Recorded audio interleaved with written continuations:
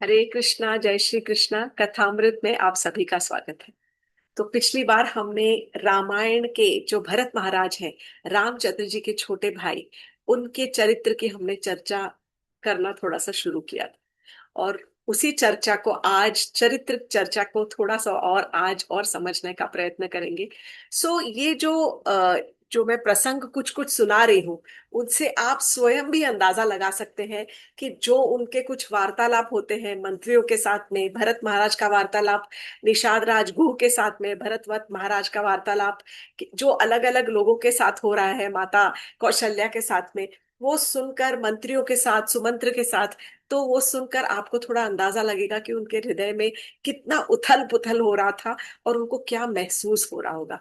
क्योंकि ऐसा हो गया था, एक समय ऐसा लगने लग गया था कि शायद उनके जीवित होने की वजह से ही सारा का सारा जो ये घटना है, उनके भाई को जो वनवास हुआ, जो जाना पड़ा, वो शायद क्योंकि वो पैदा हुए और अपनी माता की कोख से उन्होंने जन्म लिया, इसीलिए, ताकि उनकी माता चाहती थी कि वो राजा बने, तो वो अपने आप को कहीं ना कहीं दोषी महसूस करने लग गए थे और दोषी अपने आप को ठहराने लग गए थे। इसी कथा को, श्रृंखला को आगे बढ़ाते हुए आज कथामृत में हम भरत महाराज के ही कुछ सुंदर प्रसंगों की चर्चा करेंगे। ओम अज्ञानतिमिरान्धस्य ज्ञानाञ्जनशलाकया चक्षुरुन्मीलितं येन तस्मै श्रीगुरुवे नमः। वाञ्छकल्पतरुभ्यश्च कृपा सिन्धुभ्य एव च पतितानां पावनेभ्यो वैष्णवेभ्यो नमो नमः। हे कृष्ण करुणा सिन्धु दीनबन्धु जगत्पते गोपेश गोपिका कांत राधा कांत नमोस्तुते। तप्त कांचन गौरांगी राधे वृंदावनेश्वरी वृषभानुसुते देवी प्रणमामि हरिप्रिये। हरे कृष्ण कृष्ण कृष्ण हरे हरे, हरे राम राम राम हरे हरे। तो हम पिछली बार हमने जब ये प्रसंग सुना था कि भरत महाराज अपने ननिहाल से वापस आ गए हैं और तुम्हें सब खबर पता चली कि उनके पिता नहीं रहे। अब पिता की अंत्येष्टि करने के बाद, उनका निधन के बाद जो 14 दिन का उनका जो रिचुअल्स वगैरह होते हैं, वो सब करने के बाद उसके अगले ही दिन सारे के सारे जो मंत्री थे, पुरोहित थे, राजगुरु वशिष्ठ थे, वो सब सारे राज्य अभिषेक की सामग्री लेकर, कलश लेकर, सारा जो पैराफर्नेलिया, सारी सामग्री लेकर और भरत महाराज के सामने आ जाते हैं और कहते हैं कि अब आप तैयार हो जाइए, आज हमको आपका राज्याभिषेक करना है, क्योंकि यहाँ पर तो अब कोई राजा है नहीं और इसीलिए आपको ही राज्यभार संभालना होगा। भरत महाराज अभी अभी इतने बड़े झटके से निकले हैं। 10वें दिन तो वो, 8वें दिन तो पहुंचे ही थे, 8-9वें दिन पहुंचे थे। 5 दिन के अंदर अब उन्होंने हाथ जोड़ा और हाथ जोड़कर सब मंत्रियों को देखकर, वो जो कलश रखा हुआ था वहां पर, जो राज्य अभिषेक का जल जिसमें होता है, वो राज्य अभिषेक के लिए जो जल होता है ना, वो सारी तीर्थ नदियों का, पवित्र नदियों का जल उसके अंदर डाला जाता है और उससे राज्याभिषेक किया जाता है। तो उस कलश को देखकर भरत महाराज ने हाथ जोड़े, वो सारी सामग्री रखी हुई थी और उन्होंने हाथ जोड़कर उस कलश की परिक्रमा की, परिक्रमा करके हाथ जोड़कर, और वो कहने लगे कि आप सब जितने मंत्री हैं, सारे के सारे आप पुरोहित हैं, आप तो बहुत बुद्धिमान हैं।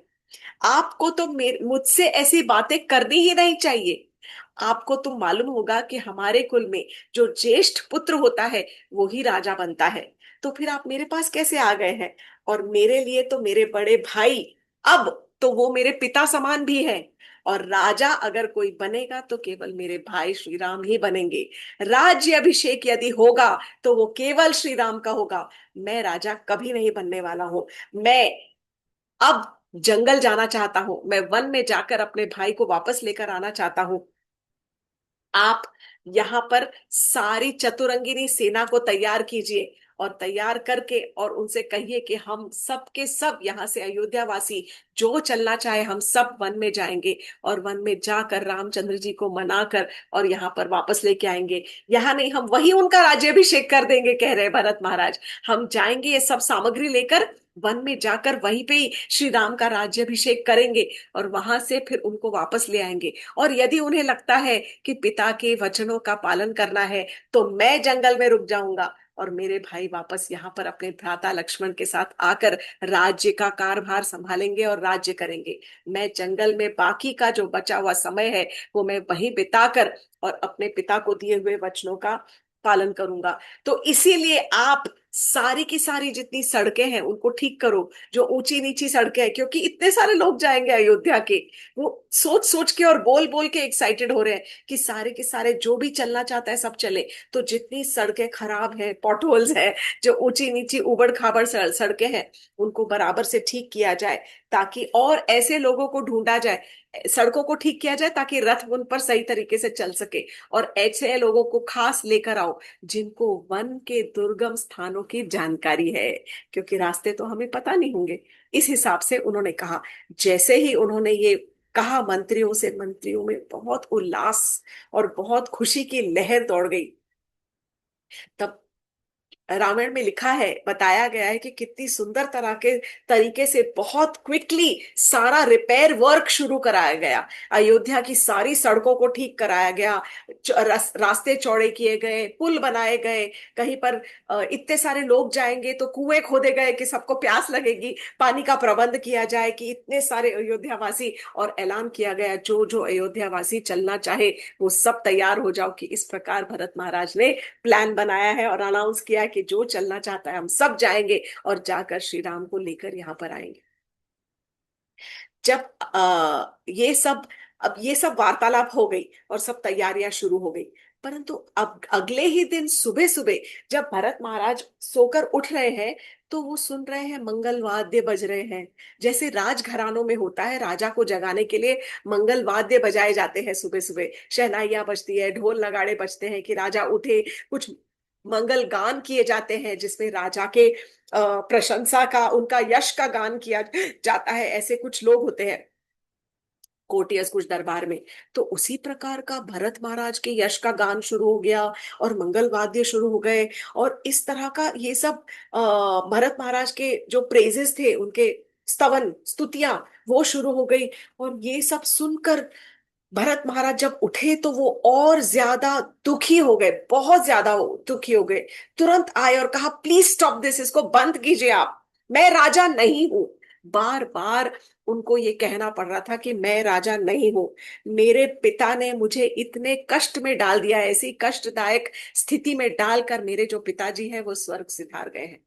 और मेरे माता ने अपने कपटी प्लान से ऐसा कुछ रचा कि जिसकी वजह से जो मेरे भाई, जो कि मेरे पिता समान है, उनको वनवास में जाना पड़ा। वो तो मेरे स्वामी है और वो सबके, हमारे सबके रक्षक भी है।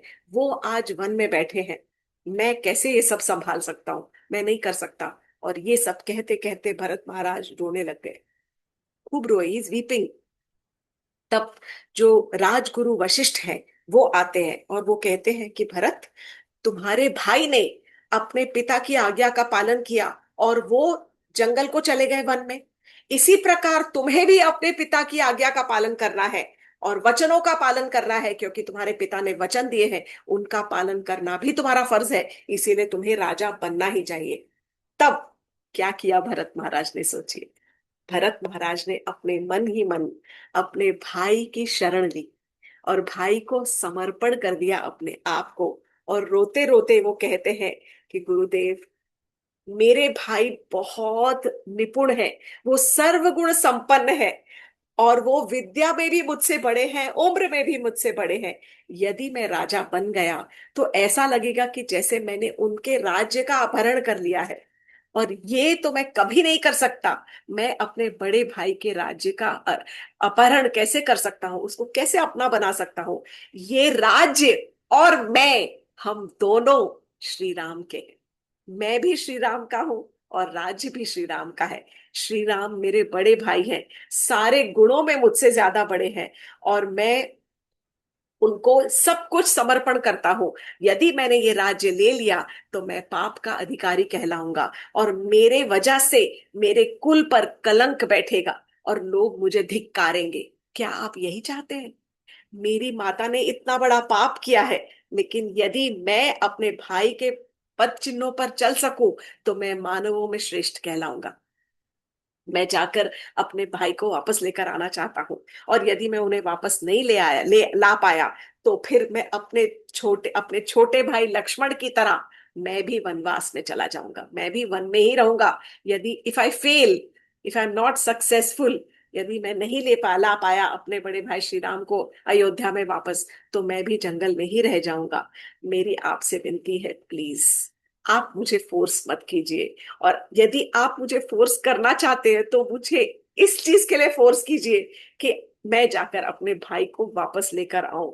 और मैं पूछ रहा हूं आप सब में से कौन मेरे साथ चलना चाहता है? आप बताइए, क्योंकि मैं जितना शीघ्रतम शीघ्र मैं वन को प्रस्थान करना चाहता हूं, अपने भाई श्री राम को अपने साथ अयोध्या वापस लाना चाहता हूं।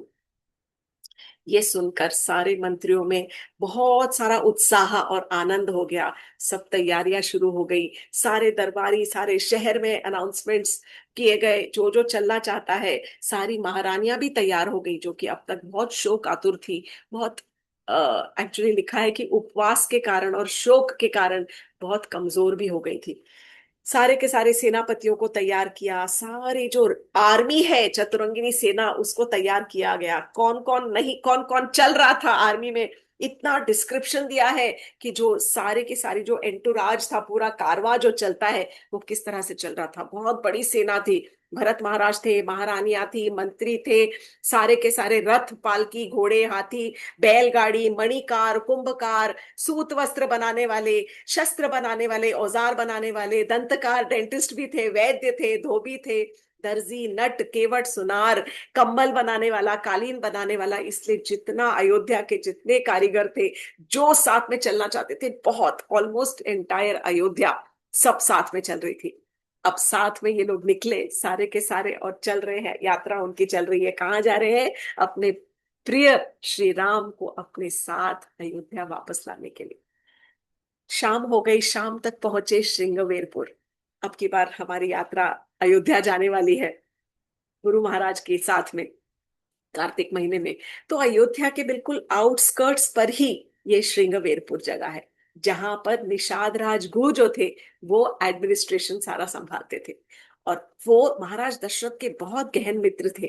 हमने पिछली बार भी देखा है कि जब रामचंद्र जी अपने यहाँ से वनवास यात्रा को निकले, तो वो भी शाम को श्रृंगवेरपुर पहुंचे। और श्रृंगवेरपुर पहुंचकर वहां पर उन्होंने आराम किया था। ये सारी की सारी जब सेना श्रृंगवेरपुर पहुंच रही थी, निषाद राज गुह के पास में वहां पर, तो निषाद राज गुह के सारे गुप्तचरों ने बताया कि ये लोग यहाँ पहुंच गए।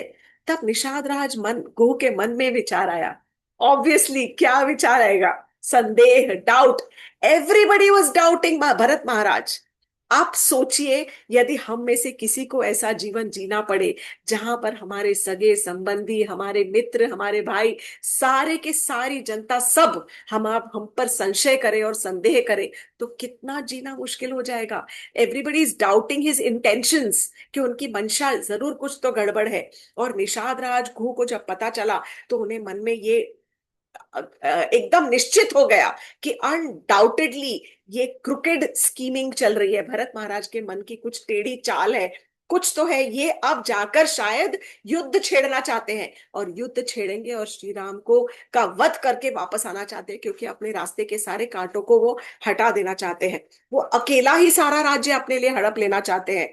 परंतु श्री राम मेरे भाई हैं, श्री राम मेरे मित्र हैं, भाई सरीखे मित्र हैं, और मेरे स्वामी भी हैं। मैं उनकी रक्षा अवश्य करूंगा। ये सोचकर निषाद राजगुरु ने अपने सारे मंत्रियों को बुलाया, केवटों को सारे बुलाया, और कहा कि सुनो, हमारे पास 500 नावें हैं। We have 500 boats. सारे नाव को अस्त्र शस्त्र से भर दो, और सारे के सारे वहां पर तैयार हो जाओ। यदि मैं जाकर पहले भांपूंगा कि भरत के मन में क्या चल रहा है, यदि मुझे पता चला कि उनके मन में कुछ खोट है, तो सारे के सारे नाव तैयार होने चाहिए। उनको गंगा पार कराते समय हम उड़ा देंगे, डुबा देंगे, और उनका खत्म कर देंगे उनकी सेना को। हम प्रोटेक्ट करेंगे अपने श्री राम को। लेकिन यदि उनकी इच्छा साफ हुई, तो फिर मैं बताऊंगा आगे क्या करना है। फिर पहले मुझे जाके भरत से मिलने दो। तब भरत गुह जो थे, निषाद राज गुह, वो भरत से मिलने पहुंचे। और तब पहुंचकर और वो कहने लगे, बहुत सारे कुछ गिफ्ट्स लेकर गए, कुछ फल फूल फ्रूट्स, फ्रूट्स वगैरह लेकर गए, क्योंकि ट्राइबल है, भील है वो फलों का गिफ्ट वगैरह लेकर गए, कुछ शहद वगैरह इस तरह से लिखा हुआ है वो लेकर, और भरत महाराज से मिलने गए और उनका स्वागत किया और कहा कि आइए, पधारिए हमारे यहाँ पर प्रदेश में, और हम आपका किस तरह से स्वागत कर सकते हैं। तब गुरु ने कहा कि भरत महाराज, मुझे एक संदेह है। सो यहाँ पर बेस्ट चीज क्या है कि जिस जिसको आगे भी संदेह आया है ना, उन्होंने डायरेक्टली लक्ष्मण जी से, भरत महाराज से बात की है। उन्होंने अपने मन में बात को नहीं रखा। So see there is so much of सरलता, इसे कहते हैं सरलता, कि जो रिश्तेदारी में सिंप्लिसिटी है, कि कम्युनिकेशन की सिंप्लिसिटी है। आजकल के रिश्तों में क्या होता है, अपने मन में हम सोचने लग जाते हैं, उसने ऐसा किया मैं वैसा करूंगा, और वी आर नॉट श्योर, हम बिना बात के दूसरों पे लांछन लगाते हैं। तो यहाँ पर जो निषाद राजगुह है, आगे भी एक और एग्जाम्पल आएगा ऐसे, निषाद राजगुह डायरेक्टली जाके भरत महाराज से कहते हैं कि मुझे एक संशय है, आप मुझे बताइए, अचानक से आपके मन में क्या आ गया कि आप श्री राम से मिलना चाहते हैं? क्या आपके मन में कोई दुर्भावना है? क्या आप श्री राम को हानि पहुंचाना चाहते हैं? मेरे मन में ये भावना आई है, और मेरे मन में ये संदेह उत्पन्न हुआ है, आपकी इतनी बड़ी सेना को देखकर ये उत्पन्न हुआ है। भरत महाराज, कोई और होता तो क्या करता? क्रोधित हो जाता। भरत महाराज क्रोधित नहीं हुए, बहुत दुखी हो गए, बहुत ज्यादा दुखी हो गए, क्योंकि उन्हें रियलाइज किया, उन्होंने ऐसा, उनको एहसास हुआ कि ये शायद सब लोग मेरे बारे में यही सोच रहे होंगे। तो उन्होंने दुख से कहा कि निषाद राज, ऐसा समय कभी नहीं आएगा कि मैं, मतलब ऐसा समय कभी नहीं आएगा कि मेरे मन में कोई दुर्भावना आए अपने भाई के प्रति। मुझे आपकी बातें सुनकर बहुत बहुत ज्यादा कष्ट हुआ है, बहुत ज्यादा। मेरी आपसे विनती है, आप मुझ पर संदेह न कीजिए, वो मेरे बड़े भाई हैं, और वो मेरे पिता समान है। पिता समान क्या, अब तो वो मेरे पिता ही है। मैं उन्हें वापस लेकर आना चाहता हूँ, और मैं ये सत्य कह रहा हूँ। जब गुरु ने सुना तो गुरु बहुत ज्यादा हर्षित हो गए, बहुत खुश हो गए। उन्होंने कहा कि आप धन्य हो, जो बिना प्रयत्न किए जो आपके हाथ में जो राज्य आया है, वो भी आप त्याग देना चाहते हो, क्योंकि आप वापस सौंपना चाहते हो। भरत महाराज ने जब कहा कि उनकी मंशा है कि वो अपने भाई को लेकर आएंगे और उनका राज्य अभिषेक करेंगे, पूरा कथा सुनाई, तब गुरु को बहुत प्रसन्नता हुई, और कहने लगे, आप जैसा मनुष्य मिलना बहुत मुश्किल है, और सारे भूमंडल पर मैंने ऐसा धर्मात्मा नहीं देखा कि जिसके हाथ में बिना कुछ प्रयत्न किए जो राज्य आया, उसको भी आप त्याग देना चाहते हो। अब वहीं पर ही बैठे हैं सब, और रात हो गई है, सबके सोने का प्रबंध कर रहे थे। तभी रामायण में बताया है कि भरत महाराज के हृदय में कितनी दुख की अनुभूति उनको हो रही थी, उसके कुछ एग्जाम्पल्स दिए। वो दुख को एक्सप्लेन करने के लिए जो कुछ डिस्क्रिप्शन दिया है, कि इतना दुख की अग्नि में वो जल रहे थे, जैसे कि चिता की अग्नि में कोई जलता है, उसके ताप के प्रभाव से, मतलब जो चिता की अग्नि का ताप होता है, उसी प्रकार से उनके शरीर में उनको विरह की अग्नि की वेदना महसूस हो रही थी। जैसे वन में लगी हुई दावाग्नि वृक्ष को जला देती है, उसी प्रकार की जलन उनके हृदय में, उनके शरीर में उनको महसूस हो रही थी। जैसे कोई बैल जो होता है, वृषभ, कोई अपने झुंड से अलग हो जाता है और वो कैसे तड़पता है अपने झुंड में जाने के लिए, उसी प्रकार की विरह जो था, वो विरह भरत महाराज को महसूस हो रहा था अपने भाई से जुदा होकर। और अपने भाई के बारे में सोच सोच कर उनका मन अशांत हो रहा था कि कहाँ होंगे मेरे बड़े भाई, किस हाल में होंगे। तब बड़ी बड़ी लंबी सांसें ले लग गए, और ऐसे ऐसे ठंडी सांसें ले लेकर, और तब उन्होंने निषाद राज गुह के साथ में जाके बैठ गए। तब निषाद राज गुह ने उनको कुछ एक कथा सुनाई, कि जब श्री राम और लक्ष्मण यहाँ पर आए थे रात को, और राम लक्ष्मण जी ने स्वयं अपने हाथों से रामचंद्र जी की शैया बनाई थी घास के तिनकों से, और वहां पर ये श्री सीता जी और रामचंद्र जी जब वहां पर लेटे, तब लक्ष्मण जी ने उनके चरण दबाए, और चरण दबाकर और थोड़ी दूर जाकर खड़े हो गए दोनों के चरण दबाने के बाद, कि अब ये आराम करेंगे और मैं पहरा दूंगा। बोले, तब मैंने उनसे कहा था कि आप, लक्ष्मण जी से कहा था गुरु ने, कि आप तो कम से कम अच्छे बिस्तर पर सो जाइए।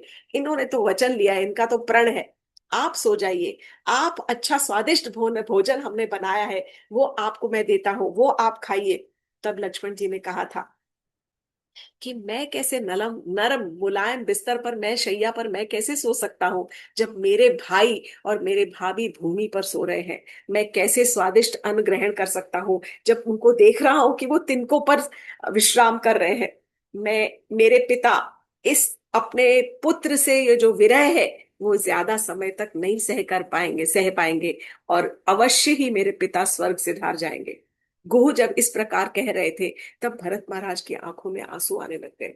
और तब गुह ने यह भी बताया कि उसके बाद अगले दिन वो सब सुबह नदी की तरफ गए, और गंगा जी के तट पर जाने से पहले उन्होंने कोई क्या बोलते हैं, वृक्ष के तने से जो निकलता है उससे लगा के, जूस निकाल के अपने बालों में लगा के, और उन्होंने जटा धारण कर ली। और ये जब सुना भरत महाराज ने, तो उनका हृदय बहुत ज्यादा अशांत हो गया। और ये सुना जब कि मेरे भाई ने जटा धारण कर ली, लक्ष्मण जी ने भी जटा धारण कर ली है, ये सुनकर भरत महाराज मूर्छित हो गए। He fainted, he fainted were very long time. और जब उनको मूर्छा आई, जब मूर्छित हो गए, फेंट हो गए, बेहोश हो गए, तब गुह महाराज, जो निषाद राज गुह थे, उनके चेहरे का रंग उड़ गया, एकदम फीका पड़ गया। बिकॉज एवरीबडी वॉज वंडरिंग कि क्या हो गया भरत महाराज को। सब शत्रुघ्न वहीं पर बैठे थे और वो रोने लग गए, माताएं वहां पर आ गई दौड़ी हुई कि क्या हो गया। See, he was now the leader.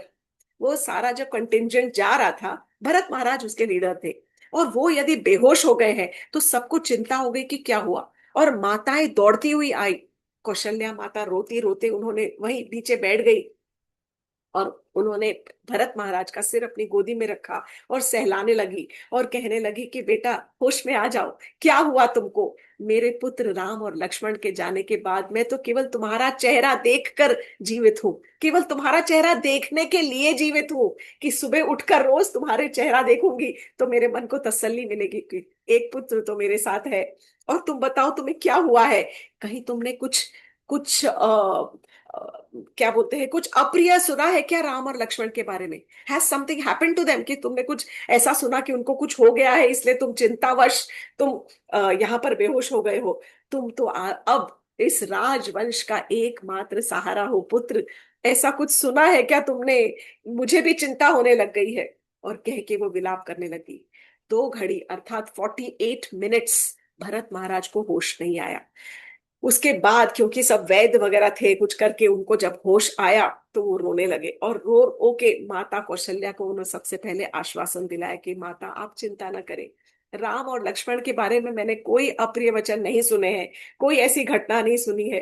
तब वो रोते रोते गुह से कहते हैं कि निषाद राज, आप मुझे बताइए कि उस रात जब मेरे बड़े भाई यहाँ पर आए थे, तो वो कहाँ सोए थे, मुझे दिखाइए वो जगह, और किस प्रकार सोए थे, उन्होंने क्या खाया था उस रात को, किस तरह की उनकी शैया थी, मुझे ये सब बताइए। भरत को अब चिंता हो रही थी कि मेरे भाई यदि यहाँ पर ही उनको इतना डिस्कम्फर्ट हो रहा होगा, इतनी तकलीफ, तो अब वन में उनको क्या ही करना पड़ रहा होगा, क्योंकि यहाँ तो सारी सहूलियत होते हुए भी उन्होंने सब चीज को त्याग दिया था। तो अब वन प्रदेश में, वनवास में वो कैसे अपना जीवन जी रहे होंगे। तब गोह ने कहा, निषाद राज गुह कह रहे हैं, सुनिए। वो कहते हैं कि भरत महाराज, मैंने उनके लिए बहुत सारे सुंदर सुंदर और बहुत डिलिशियस बहुत व्यंजनों को लेकर, और मैंने उनके लिए अरेंजमेंट किया था, बहुत सारे खाद्य पदार्थ मंगाए गए थे और प्रचुर मात्रा में, लार्ज क्वांटिटी में लेकर उनको सामने प्रस्तुत किए गए थे। रामचंद्र जी ने उन सबको स्वीकारा और स्वीकार किया, परंतु उन्होंने ग्रहण कुछ नहीं किया। He accepted all of it, लेकिन उन्होंने एक चीज भी उसमें से चखी नहीं। और सब कुछ लेने के बाद, आदर पूर्वक उसके बाद उन्होंने ये लौटा दिया, और कहा कि मैं क्षत्रिय हूं, और क्षत्रिय कभी किसी से कुछ लेते नहीं है, केवल देते ही हैं, हमें किसी से कुछ लेना नहीं चाहिए। तब राम और सीता ने उस रात को केवल थोड़ा सा जल ग्रहण किया, और वो भी जल जो लक्ष्मण जी उनके लिए लेकर आए थे, केवल वो ही जल उन्होंने थोड़ा थोड़ा सा ग्रहण किया, और उन्होंने उपवास किया, और उपवास के बाद मतलब कुछ नहीं खाया, सिर्फ थोड़ा सा पानी पिया, और फिर वो सो गए। और जो बचा हुआ थोड़ा सा जल था उनका, वो ही लक्ष्मण जी ने ग्रहण किया, उन्होंने भी कुछ नहीं खाया। लक्ष्मण जी ने खुद अपने हाथों से ये शैया बनाई। और फिर जब पहरा देने के लिए जब बाहर गए, चरण दबाकर पहरा देने के लिए, तब मैंने उनसे कहा कि आराम, आप आराम करो, मेरे इतने सारे यहाँ पर पहरेदार हैं, इतने सारे, सो मेनी गार्ड, सारे सिपाही खड़े हैं, वो यहाँ पर पहरा दे देंगे। परंतु वो नहीं माने, सारी रात वो खड़े रहे और जाकर पहरा देते रहे। इसीलिए मैं भी उनके साथ पूरी रात वहीं बाहर खड़ा रहा। अब भरत जी जब ये सुन रहे हैं, तो ये आप भरत का चरित्र देखिए, थोड़ा आप खुद भी उसका विश्लेषण कर सकते हैं। भरत जी जब सुन रहे हैं तो कहते हैं, मुझे ले चलो, कहाँ पर है शैया। तो गु लेकर गए कि कहाँ पर उन्होंने शैया बिछाई थी। और वो बेड को देख रहे हैं जो तिनके की घास से बनी हुई है, स्ट्रॉ से घा तिनकों से बनी हुई है। और तब उनका हृदय रोने लग गया। और भरत महाराज कहने लगे कि मेरे बड़े भाई जो हमेशा इतनी सॉफ्ट, नरम और रेशमी शैया पर सोते थे, वो कैसे उन्होंने इस तिनके की शैया के ऊपर अपनी रात गुजारी होगी। कैसे वो जब महलों में जो रहते थे, ऐसे महलों में जहां पर सोने और चांदी के स्तंभ है, और जहां इतना सुसज्जित है, जहां पर हमेशा चंदन और अगरू की महक से पूरा महल महकता है, जहाँ के बगीचों में सुंदर चिड़िया चहकती है और तरह तरह के फूल पुष्प खिलते हैं, ऐसे मेरे भाई किस प्रकार, जहां पर वो जब महल में सोते हैं तो उनको सुंदर वाद्य यंत्रों से, उनकी म्यूजिक से उनकी आंख खोली जाती है, उनको उठाया जाता है, जगाया जाता है। और ऐसे मेरे भाई ऐसी जगह पर शैया पर, मतलब नॉट इवन चद्दर, तिनकों के ऊपर अगर आपने कुशा घास को हाथ लगाया है ना, तो आपको पता चलेगा कितनी कटीली होती है, चुभती है वो। और ऐसी घास के ऊपर उन्होंने रात बिताई।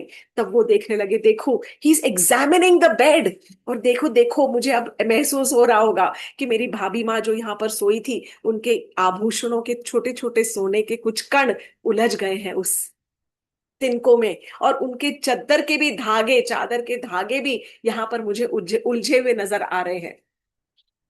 भरत ही केवल एकमात्र भाग्यशाली मेरा भाई है, जो अब मेरे भाई श्री राम की सेवा कर पा रहा है। ये धरती तो मेरे लिए अनाथ हो गई है, ऐसा लग रहा है कि धरती श्री राम के जाने के बाद पूरी अनाथ सी हो गई है। और मुझे अब ऐसा लगने लग गया कि हमारी अयोध्या नगरी जो है, अयोध्या का राज्य, एक बिना नाविक की नाव की तरह अब मुझे लगने लग रहा है। तब भरत महाराज ने ये घोषणा की है। और क्या घोषणा की है? आज से भरत महाराज कहते हैं, फ्रॉम टुडे मैं भी भूमि पर सोऊंगा, मैं भी फर्श पर सोऊंगा, या फिर मैं तिनकों पर सोऊंगा। I will sleep sleep on the floor और ऑन स्ट्रॉ। या तो तिनकों पर सोऊंगा या मैं फर्श पर सोऊंगा। मैं भी केवल फल और मूल, मतलब रूट्स और फ्रूट्स, केवल वही खाऊंगा। मैं भी केवल वलकल वस्त्र पहनूंगा, और मैं भी जटा धारण करूंगा। जो समय रामचंद्र जी का बचा हुआ है, अवशेष है जो वनवास का, वो समय मैं काटूंगा। मैं अपने भाई को वहां पर नहीं रहने दूंगा। ये मेरी प्रतिज्ञा है कि मैं जो बचा हुआ अवशेष समय है, वो वनवास का मैं वन में काटूंगा। और मेरे साथ यदि रहना होगा तो शत्रुघ्न मेरे साथ वन में रहेगा। परंतु मैं ये कोशिश करूंगा कि राम और लक्ष्मण को मैं वापस लेकर आऊं, ताकि वो अयोध्या के राजा बन सके और अयोध्या का राज्य संभाल सके। मैं अभी जो ले जा रहा हूं, मैं वहां पर जाकर ब्राह्मणों द्वारा वहीं पर ही उनका राज्याभिषेक करता हूँ। मैं समर्पण करता हूँ अपने भाई को। I surrender myself to my brother. मैं अपने भाई के चरणों में शीश नवाकर उनसे निवेदन करूंगा, और उन्हें मनाने का भरपूर प्रयास करूंगा। और यदि वो नहीं माने, तो मैं भी जंगल में रह जाऊंगा बहुत समय के लिए। वो मेरी उपेक्षा नहीं कर सकते, he cannot ignore me, Bharat Maharaj कह रहे हैं। ये डिक्लेरेशन करके भरत महाराज आगे की तरफ चल गए। वहां से निकले, निषाद राजगुह के राज्य से निकलकर, और सारी की सारी जो पूरा जो आर्मी जैसी चल रही है सबके सब, वो आगे पहुंचे जंगल में, भारद्वाज ऋषि के आश्रम में। We still have time, maybe little bit I will see. जैसे ही भारद्वाज ऋषि के आश्रम में पहुंचे, वहां पर पहुंचने के बाद भारद्वाज ऋषि को उन्होंने प्रणाम किया। तो भारद्वाज ऋषि भरत महाराज से कहते हैं, तुम तो राज्य संभाल रहे हो ना, तो अब तुम यहाँ पर क्यों आए हो? तुम्हें अब और क्या चाहिए? क्योंकि मेरा हृदय तुम्हारे बारे में सही मंशा नहीं रखता है। मुझे तुम्हारे पर अब भी संदेह है। क्या तुम भगवान, तो क्या तुम श्री राम का वध करना चाहते हो? So imagine, can you imagine, मुझसे आगे बोला ही नहीं जा रहा कि वहां पहुंचकर भारद्वाज ऋषि उनको ये सब कह रहे हैं। तो एट एवरी स्टेप आप समझो कि भरत महाराज वॉज बीइंग जज्ड। उनको आंका जा रहा था कि उनके मन में क्या चल रहा है, उनके हृदय में क्या चल रहा है, वो किस प्रकार के व्यक्ति है। उन्हें अपनी इनोसेंस को साबित करना पड़ रहा था कि मैं निर्दोष हूं। उनको अपनी निर्दोष होने का सबूत पेश करना पड़ रहा था सबके सामने, एवरीबडी वॉज जजिंग हिम।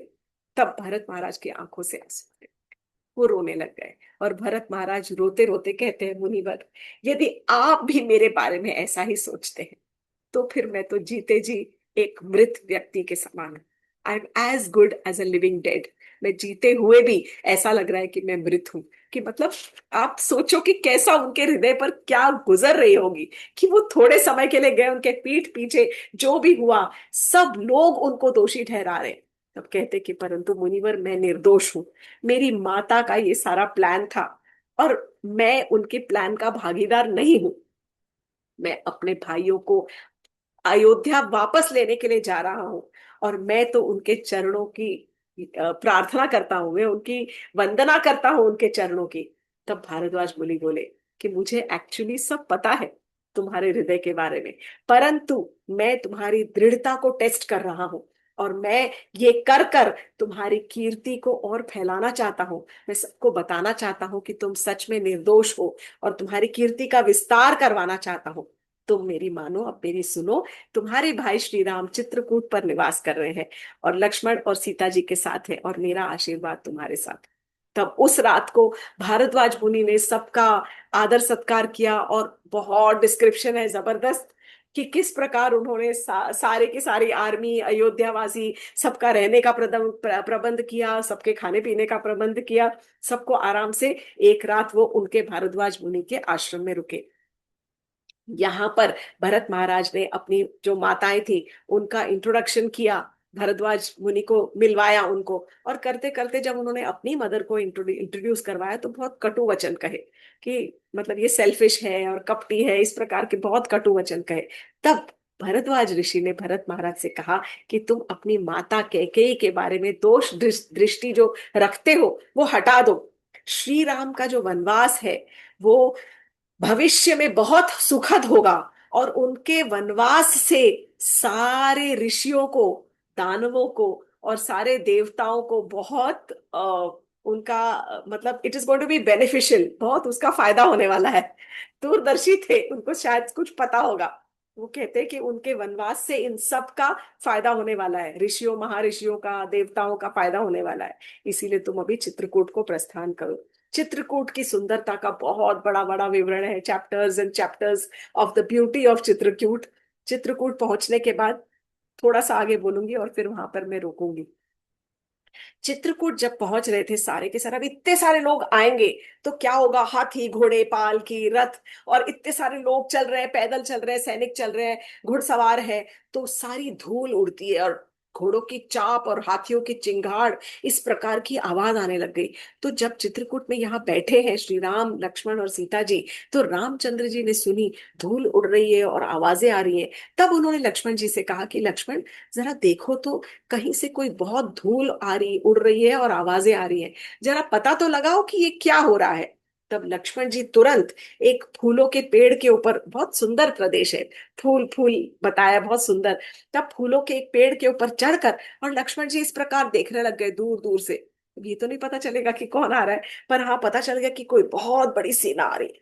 तब उन्होंने कहा कि आर्य, ऐसा कीजिए तुरंत, ये जो अग्नि आपने प्रज्वलित कीजिए इसको बुझा दो, सीता जी को कोई गुफा में छुपा दो, ऐसा लग रहा है कि कोई बहुत बड़ी सेना यहाँ पर आक्रमण करने आ रही है।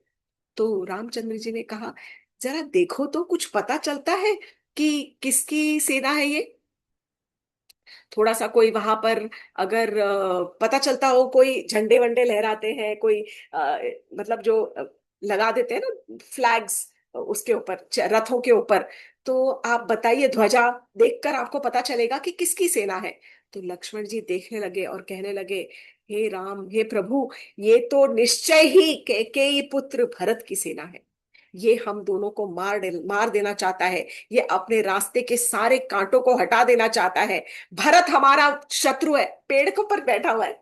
लक्ष्मण जी पेड़ पर बैठे देख रहे हैं, और ऊपर से रामचंद्र जी से नीचे बैठकर ये वार्तालाप कर रहे हैं कि भरत हमारा शत्रु है, और शत्रु का वध करने में कोई अधर्म नहीं होता है, क्योंकि ऐसे व्यक्ति को तो, ऐसे दोषी व्यक्ति को तो मारना ही अच्छा है। इसको यदि जीवित छोड़ दिया तो वो अधर्म कहलाएगा, इसमें कोई दोष नहीं लगेगा। तब आप सोचो कि लक्ष्मण भरत के बारे में क्या सोच रहे हैं, और रामचंद्र जी ने क्या कहा होगा, और किस प्रकार इस सिचुएशन से डील किया होगा, और आगे बढ़कर हुआ क्या।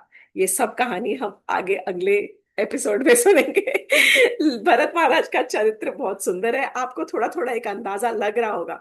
किसी की चरित्र को समझने के लिए यदि हम इन प्रसंगों को, इन डायलॉग्स को समझ के हम ये सोचें कि यदि हम उनकी परिस्थिति में होते तो हमारे ऊपर क्या बीतती, हम कैसे रिएक्ट करते, क्या हमें गुस्सा आता, या हम उनसे रिश्ता तोड़ देते। तो बहुत सारे अलग अलग उपाय, मतलब बहुत सारे अलग अलग चीजें होती है जो दिमाग में आती है कि हाउ कुड ही बी सो शांत, कैसे हो सकते थे इतने शांत, किस प्रकार से उनको क्रोध नहीं आया क्या, उनको कोई भी दूसरा भी, भरद्वाज बनी उनके बारे में ऐसा सोच रहे हैं, निषाद राजगुह उनके बारे में कैसा सोच रहे हैं, सारे अयोध्यावासी उनके ऊपर लांछन लगा रहे हैं, but he was all the time quite. और ये सोचकर सुनकर लगता है, रियली रियलाइजेशन होता है कि वो कितने सरेंडर्ड थे। एक जगह पर आया है कि वो अपने मन से उन्होंने पूरी की पूरी तरह से शरण ले ली थी अपने प्रभु श्री राम की।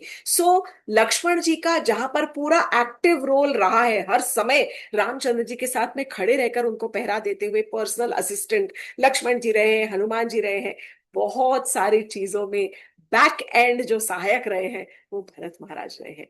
We will, as we walk through Ramayana with Bharat Maharaj's character, we will see how he has been such a helpful and major character in the life of Lord Shri Ram.